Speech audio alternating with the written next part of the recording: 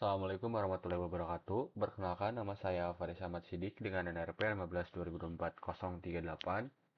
Di sini saya akan membuat video untuk menggunakan perintah command line pada terminal OpenEuler untuk menyelesaikan permasalahan yang ada pada soal-soal di learning. Nah, kita langsung saja untuk ke soalnya. Di sini yang pertama, kita akan membuat folder utama bernama lab komputer. Dan di dalam lab komputer, ini ada 3 folder lagi bernama kelas A, kelas B, dan arsip. Nah, setelah itu kita buka OpenEuler yang sudah kita install di VMware atau di VirtualBox. Nah, setelah kita buka command line-nya. Nah, setelah itu kita cek terlebih dahulu untuk direktorinya. Nah, di sini kan belum ada nih untuk lab komputernya. Nah, setelah itu kita akan membuat untuk direktori utamanya. Yang pertama kita akan mengetikkan perintah mkdir. Mkdir ini itu artinya kita akan membuat satu direktori atau lebih. Nah, misalnya kita akan membuat direktori bernama apa? Nah, di sini kita akan membuat dengan bernama lab komputer. Oke, nah setelah itu kita enter. Nah, di sini dia sudah membuat satu folder bernama lab komputer. Kita coba uh, lihat terlebih dahulu dengan ls. Nah, di sini sudah terbuat bernama lab komputer. Nah, setelah itu pada soal di sini di dalamnya buat 3 folder, kelas A, kelas B, dan arsip. Nah, artinya kita masuk terlebih dahulu kepada directory lab komputernya. Nah, di sini kita masukkan perintah cd atau change directory. Kita akan change directory kemana? Ke lab komputer. Nah, setelah kita masuk ke lab komputer, kita akan membuat 3 file lagi, yaitu file atau folder kelas A, folder kelas B, dan arsip. Nah, di sini kita bisa langsung membuat folder lebih dari satu. Kita cukup setiap foldernya kita cukup menambahkan spasi saja. Contohnya seperti ini. Misalnya kita di sininya make dir, buatkan directory bernama, misalnya di sini folder pertama itu kelas A, folder kedua itu kelas B, dan folder ketiga itu tadi arsip. Nah, setelah itu kita enter. Nah, kita coba lihat pada pada lab komputer apakah ada ketiga file di sini dengan kita mengecek lagi dengan ls. Nah, di sini sudah ada untuk folder-foldernya, ada arsip, kelas A, dan kelas B. Nah, selanjutnya kita coba lihat untuk soalnya. Nah, di dalam folder A buat 3 laporan. Berarti ada laporan 1, ada laporan 2, dan ada laporan 3. Nah, di sini untuk kita membuat file dari folder kelas A dan folder lainnya, kita cukup dengan memanggil perintah touch dari Linux-nya atau dari OpenEuler-nya. Nah, touch ini tuh fungsinya untuk apa? Touch ini tuh berfungsi untuk kita tuh membuat suatu file yang kosong. Nah, karena di sini perintahnya membuat file dan belum ada apa-apa di dalam filenya, kita cukup membuat laporan atau membuat file-filenya dulu di dalam kelas A tadi. Nah, berarti kita harus masuk ke kelas A-nya terlebih dahulu. Nah, berarti kita di sini change directory untuk ke kelas A. Oke. Setelah itu, kita akan coba dengan memerintahkan touch. Nah, di sini kan ada 3 laporan nih. Kita juga bisa langsung membuat untuk 3 laporannya. Nah, misalnya di sini touch untuk laporan pertama. Laporan pertama dan extensionnya itu apa? Extensinya itu apa? Atau formatnya itu apa? Oh, misalnya txt. Berarti txt. Kita spasi lagi. Laporan kedua, .txt lagi. Dan yang terakhir itu laporan ketiga, .txt. Kita coba lihat lagi. Nah, di sini ada 3 file yang akan kita buat di folder kelas A. Setelah itu kita enter. Nah, di kelas A ini terdapat 3 file yang masih kosong, yaitu laporan 1, laporan 2, dan laporan 3. Nah, kita coba lihat lagi untuk soalnya. Nah, di sini di soal nomor 3 kita akan menyalin semua file dari kelas A ke folder kelas B. Nah, caranya bagaimana? Ada perintah bernama cp atau sebenarnya ini copy, cuman ya disingkat mungkin ya. Nah, kita bisa langsung masukkan saja untuk cp-nya. Misalnya di sini cp atau copy. Nah, apa yang mau kita copy? Misalnya laporan-laporan yang tadi yang diperintahkan. Nah, berarti semua file yang ada di folder kelas A. Nah, di sini untuk folder atau file di kelas A itu kan laporan semuanya. Nah, berarti kita bisa cukup dengan mengetikkan laporan. Nah, artinya di sini kita akan mengcopy semua file yang awalannya dengan laporan, awalan katanya dengan laporan, dan akhirannya dengan format txt. Nah, berarti di sini artinya kita akan mengcopy file yang ada di kelas A yang awalannya itu bernama filenya laporan dan yang terakhirnya berformat .txt. Nah, setelah itu kita akan copy kemana? Kita akan copy ke kelas B. Nah, berarti kita di sininya akan masuk ke kelas B. Titik 2. Nah, titik 2 di sini itu artinya berarti kita kembali ke folder atau folder sebelumnya. Folder-folder sebelumnya. Nah, di sini karena kelas B itu di folder untuk lab komputer di dalam ya. Nah, berarti kita akan keluar terlebih dahulu dari kelas A-nya dan akan berada di folder lab komputernya sehingga kita bisa mengakses kelas B-nya. Nah, berarti di sini kita akan mengcopy ke kelas B. Nah, setelah itu kita enter. Nah, berarti artinya di sini tidak ada error apa-apa. Artinya untuk mengcopy folder yang ada di kelas A atau file yang ada di kelas A ke kelas B itu berhasil. Nah, selanjutnya kita akan lihat lagi untuk soalnya. Di sini nomor 4, kita akan memindahkan laporan 3 dari folder kelas A ke folder arsip. Nah, di sini kita untuk memindahkan suatu file, nah kita cukup ada satu perintah yang bernama mv. Nah, di sini tuh artinya move. Nah, kita akan memindahkan apa? Di sini kita akan memindahkan laporan 3.txt dari kelas A ke folder arsip. Nah, berarti kita move laporan 3.txt. Nah, kita akan move kemana? Sama seperti yang di kelas B yang sebelumnya, yang kita copy. Nah, kita keluar terlebih dahulu dari kelas A ya, untuk mengakses folder-folder yang lainnya. Nah, kita akan masuk atau kita akan move laporan 3 ke arsip, ke folder arsip. Kita tinggal enter. Nah, artinya untuk laporan 3 di sini sudah dipindahkan ke folder arsip. Nah, kita coba lihat dengan ls di kelas A-nya. Nah, di sini untuk laporan 3 tidak ada. Kita di sini cuma ada laporan 1 dan laporan 2.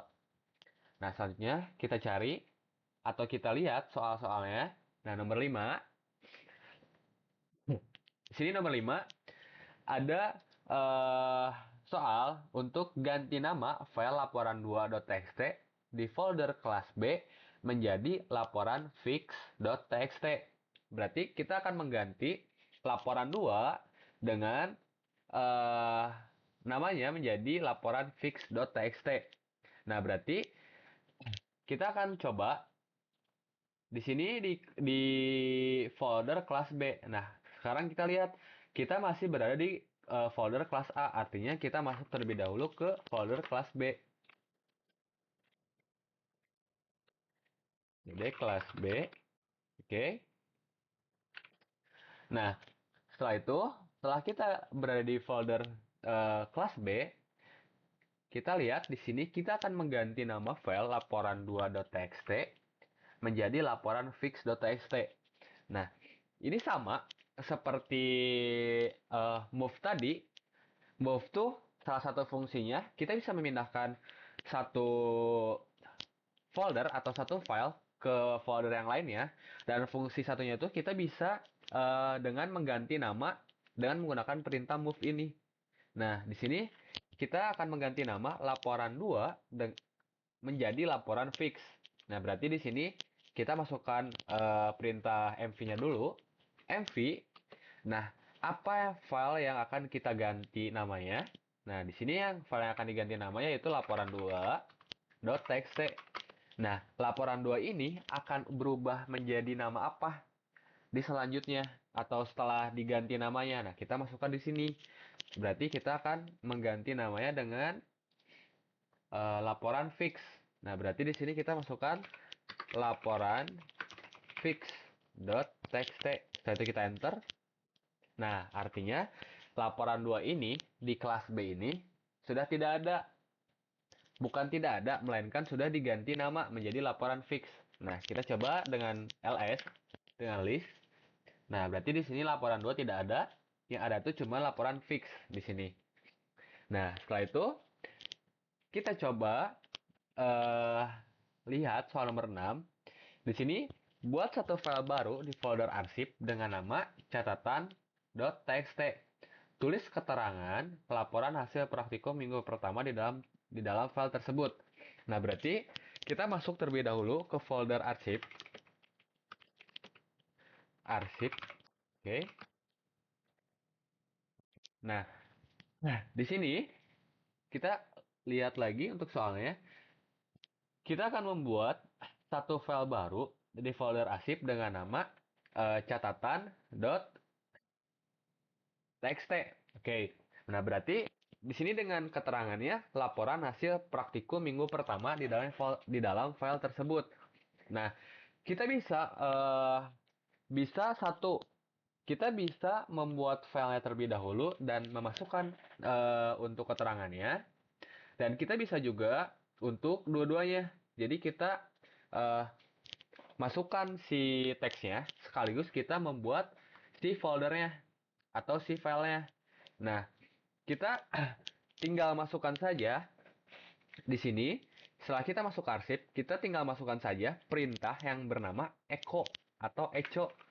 Ini sama seperti print, kita akan nge-print sesuatu di dalam PHP. Nah, di sini menggunakan echo atau echo. Nah, di sini kita akan nge-print apa?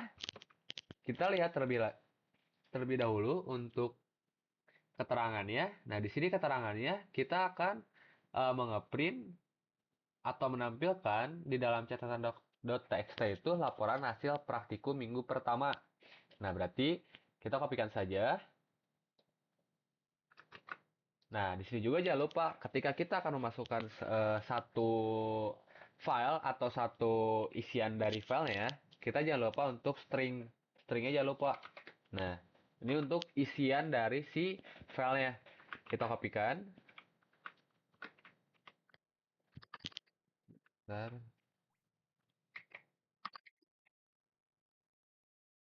Teksnya laporan hasil praktikum minggu pertama. Laporan hasil praktikum minggu pertama. Oke. Oke, setelah kita membuat satu teks laporan hasil praktikum minggu pertama, nah, jika kita akan memasukkan ke dalam file .txt, catatan.txt, kita cukup dengan kita masukkan tanda lebih dari seperti ini. Nah, setelah itu kita masukkan nama filenya. Nah, misalnya teks ini tuh dia akan dimasukkan ke dalam file mana? Nah, berarti kita akan di sininya akan membuat file catatan.txt. Nah, ini tuh artinya dia akan mengeprint atau akan membuat suatu teks dengan isi teksnya tuh laporan hasil praktikum minggu pertama, dan teks ini dia akan dimasukkan kemana? Dia akan dimasukkan ke dalam catatan.txt. Nah, seperti itu. Nah, berarti kita enter. Nah, setelah itu untuk catatan.txt di sini sudah terbuat dan di dalamnya juga sudah terisi. Kita coba lihat lagi untuk soal berikutnya. Nah, di sini soal nomor 7, kita akan menghapus file dari laporan 1.txt yang ada di folder kelas A. Nah, berarti Artinya kita akan masuk lagi ke folder kelas A-nya. Karena kelas A, cd kelas.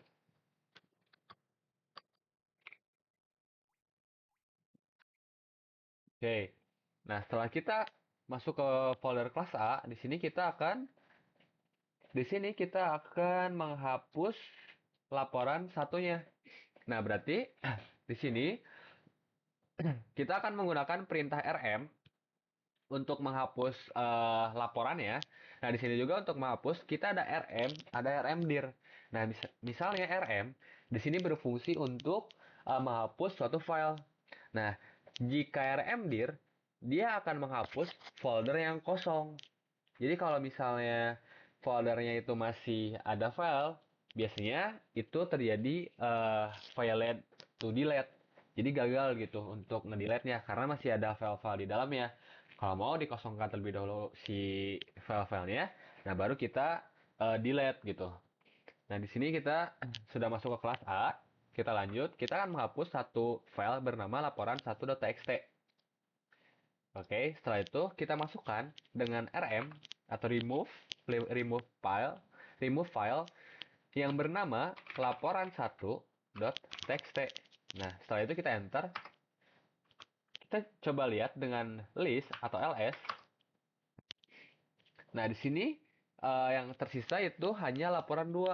Karena laporan 3 tadi dipindahkan ke dalam arsip dan laporan 1 di sini kita sudah meremove-nya atau menghapusnya.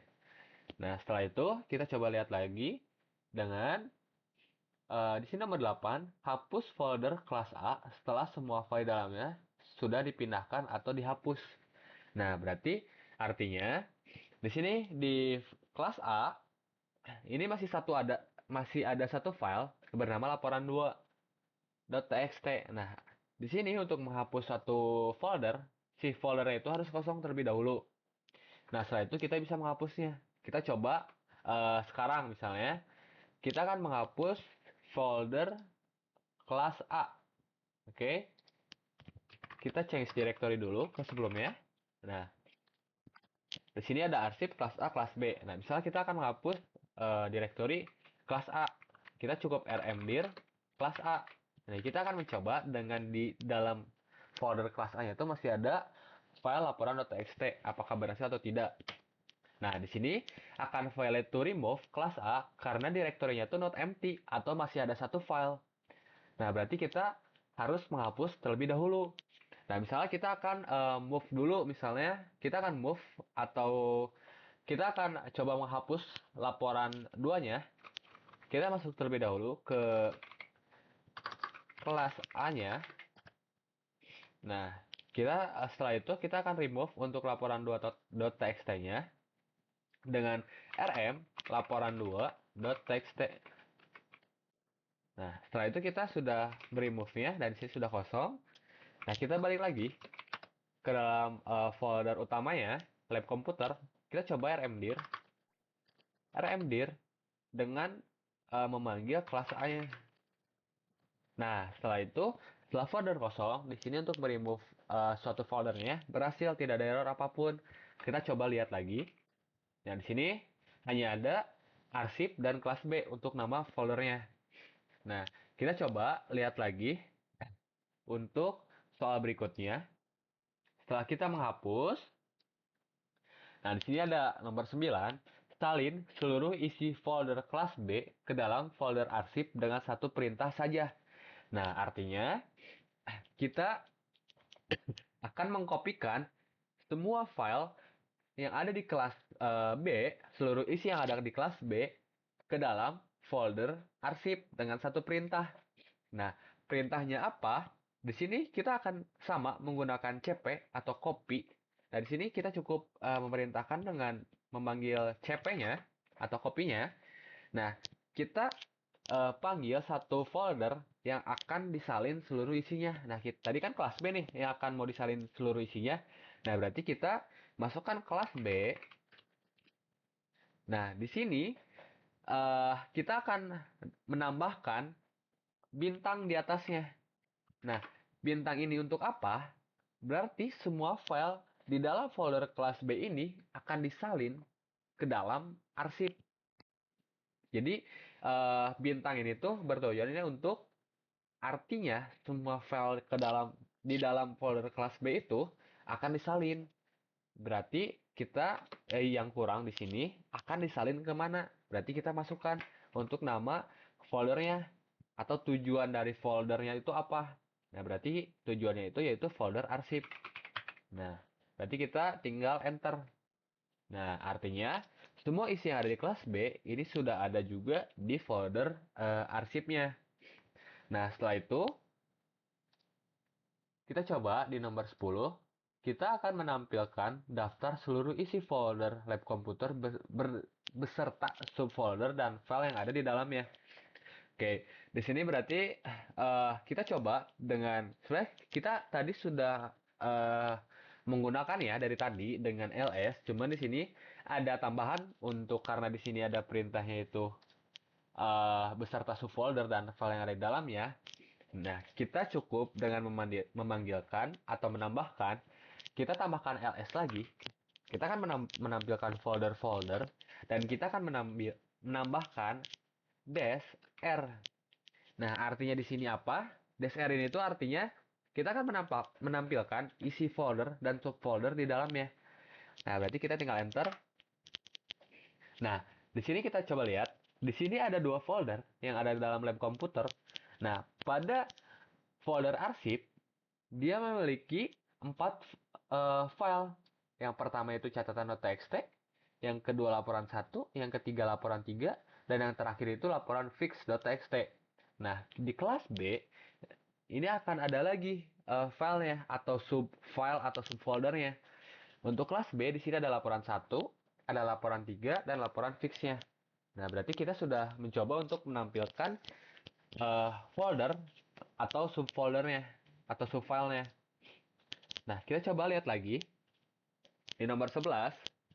Di sini di nomor 11 itu ada kita akan mengubah hak akses file menggunakan chmod atau sebagainya. Di sini buatlah kesimpulan perbedaan masing-masing hak aksesnya. Nah, misalnya di sini saya contohnya kita akan menggunakan hak aksesnya pada misalnya laporan fix nih. Laporan fix.txt. Nah, berarti kita akan masuk terlebih dahulu ke folder arsipnya. Berarti kita cd arsip. Nah, setelah kita masuk ke dalam arsipnya, kita coba. Oke. Nah, berarti di sini ada 4 file di dalam folder arsipnya. Nah, di sini kita akan coba mengubah hak aksesnya dengan menggunakan chmod dengan chmodnya itu 644. 644 ini, chmod 644 ini, dia akan memberi hak akses untuk owner, dia akan memberi hak akses yaitu read dan write. Jadi dia bisa mengetik dan membaca. Tapi untuk group dan untuk others, untuk lainnya, dia hanya memiliki hak akses untuk membaca saja. Nah, kita coba lihat di sini dengan kita masukkan chmod-nya, chmod.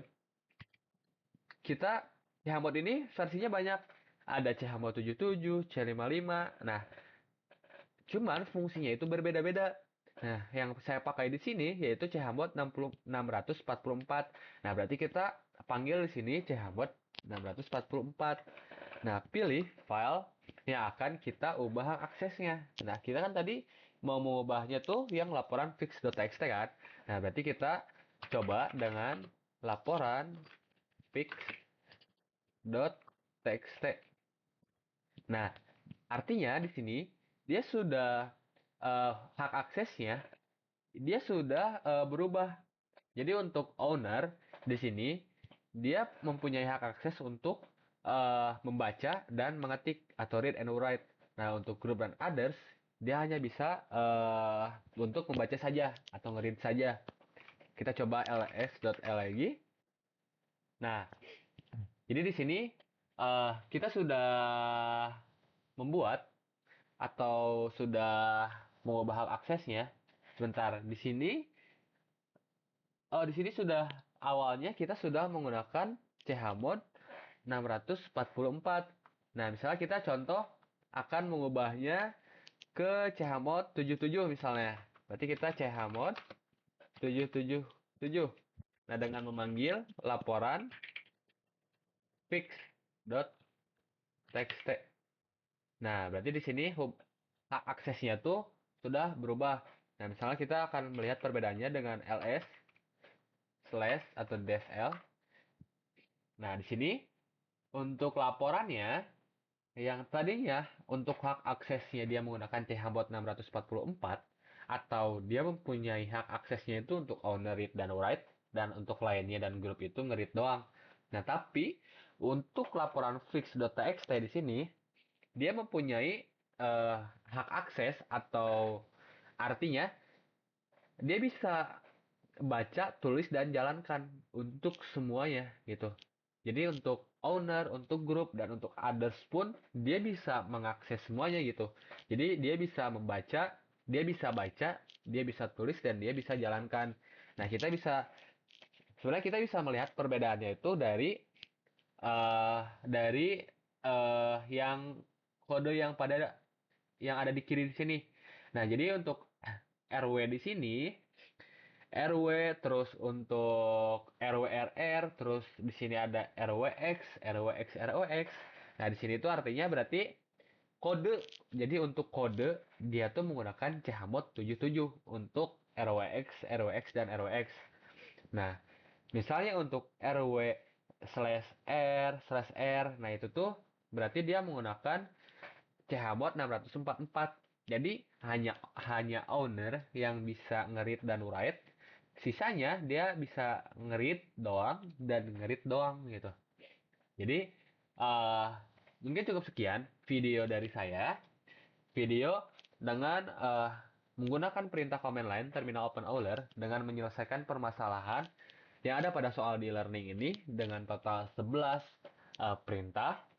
Mungkin sekian dari saya. Mohon maaf bila ada uh, kesalahan kata dan kurang dari penjelasan saya.